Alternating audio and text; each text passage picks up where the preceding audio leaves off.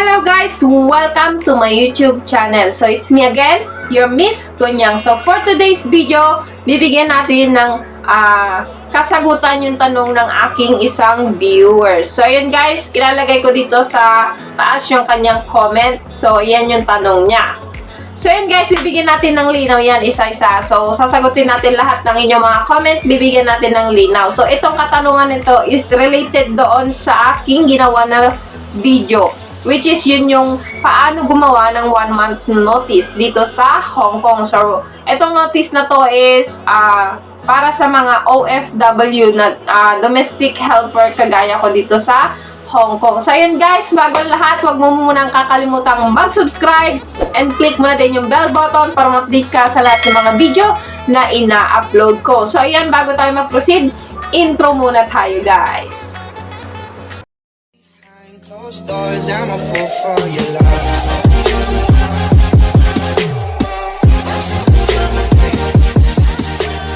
So yun na nga guys, no, bibigyan natin ng kasagutan yung tanong ng isa kong viewers dito sa aking video na ginawa, which is yun yung 1 month notice. So first and foremost, syempre, bago lahat, papakita muna natin yung ating comment. So ayan yung comment niya. So ang tanong niya is, ano nga ba yung uunahin natin pag nagbigay tayo ng 1 month notice? Kung sino nga ba yung uunahin natin?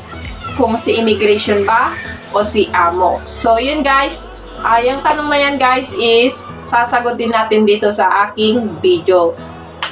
And first and foremost, gaya ng sinabi ko kanina, syempre kailangan natin gumawa muna ng 1 month notice letter. So yun guys, at kung hindi ka naman marunong, wala kang idea kung paano gumawa ng 1 month notice dito sa Hong Kong, ilalagay ko yung link dito sa description ng aking video, dito sa baba ng aking video, para panoorin mo kung paano gumawa ng 1 month notice. So nandyan yung tutorial ko kung paano nga ba maglagay ng stamp, kung paano nga ba isulat yung ating letter para makarating sa ating immigration, or kung ano nga ba yung address ni immigration. So ilalagay ko dyan yung link ng aking video na yon para masundan nyo siya kung paano nga ba gawin. So ayan, bago ka makagawa ng letters, syempre kailangan 3 letters yung gagawin mo. So bakit 3 letters? Isa sa'yo, isa sa immigration, and isa kay amo. So ayan, proceed na tayo dun sa katanungan ni madam, na ang sabi niya is, saan nga ba yung uunahin? Immigration ba o yung amo? So para sa akin, mas magandang unahin mo yung immigration. Kung talagang totaling willing ka nang umalis sa amo mo at hindi ka na nagdadalawang isip, unahin mo si immigration. Bakit?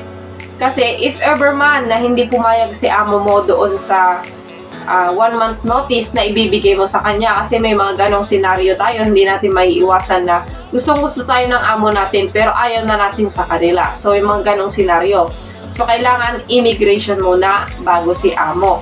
Kasi if in case man na tumanggi si amo doon sa 1 month notice na ibibigay mo sa kanya, o kung ayaw niya tanggapin, o kung ayaw niyang pirmahan, which is okay lang naman din, kahit walang perma si amo mo, pwede ka pa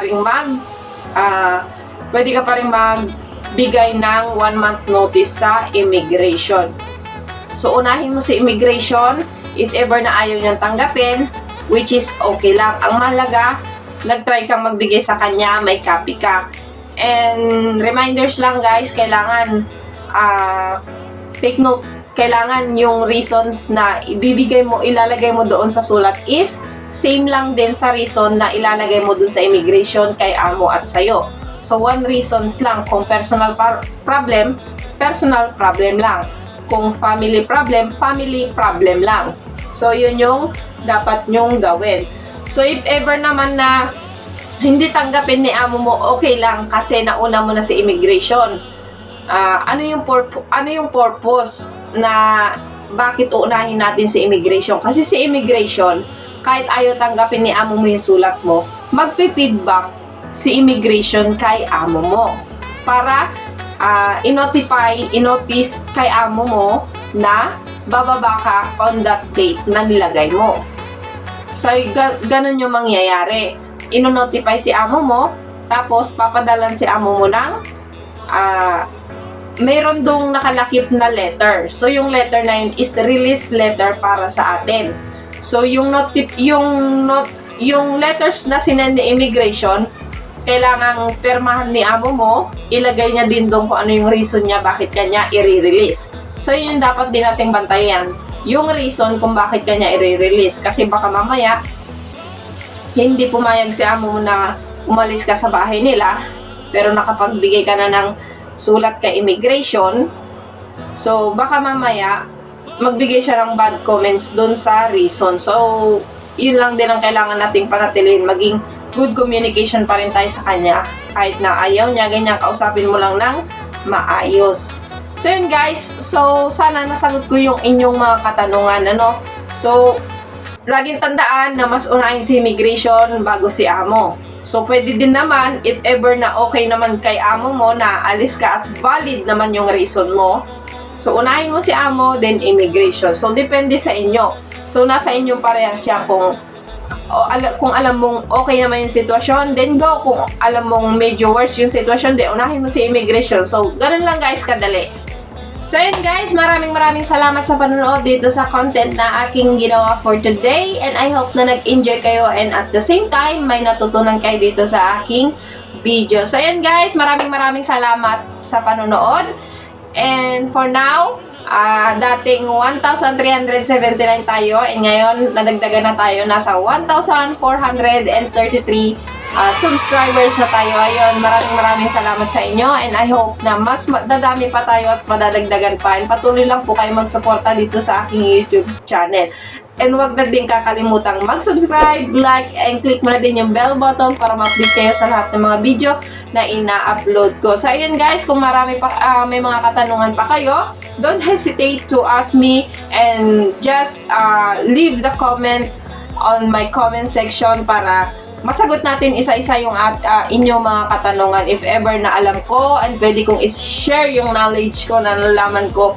So, kung may katanungan kayo about sa pag-apply sa Hong Kong, kung paano nga ba ako nakapunta ng Hong Kong, kung ano nga ba yung ginawa ko. So, take note guys, ako din po ay isang nag-terminate din ako ng kontrata, pero hindi na ako umuwi kasi naghanap na ako ng panibagong amo. So, ayan, i-share din natin yung knowledge na yan kung paano ko ginawa yung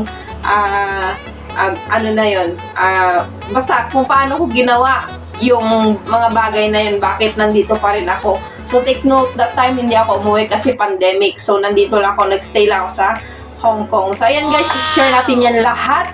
So maraming salamat sa 1,433 subscribers. So yan, parami tayo ng parami, and I hope na mas dadami pa tayo, and I hope na susuportahan nyo ako hanggang sa mag-success tayo, hanggang mag-success yung video natin dito sa YouTube. So ayun guys, maraming salamat. See you on my next vlog!